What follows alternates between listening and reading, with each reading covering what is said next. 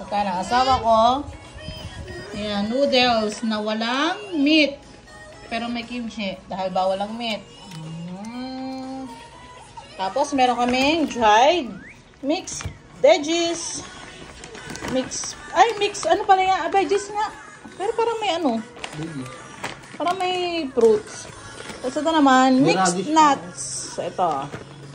In-order po namin sa Shopee. So, twice na po kami umu-order sa Shopee, sa store na yan. At legit na masarap.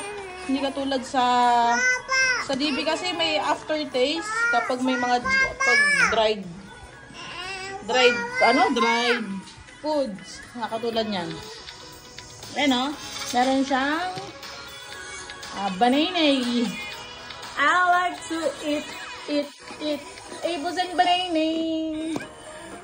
Kasi ito may raisin pa. Doon sa mixed nuts. Raisin.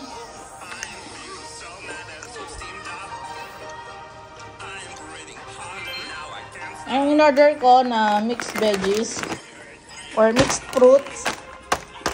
Dalawang malaki.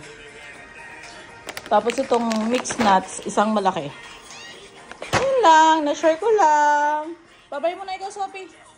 Bye, guys. So, yun ang asawa ko. Sarap na sarap sa kanyang pagkain. Approve. Tapos ito naman ang akin. Korean black spaghetti ito. So, pinapalambot ko pa ng bonggang-bongga ang noodles. Tapos mamaya, babawasan ko yan ng sabaw para ilagay naman yung black sauce niya. Kailangan kasi kapag nagluto na ganito, may konting sabaw, ganun. So, yun lang.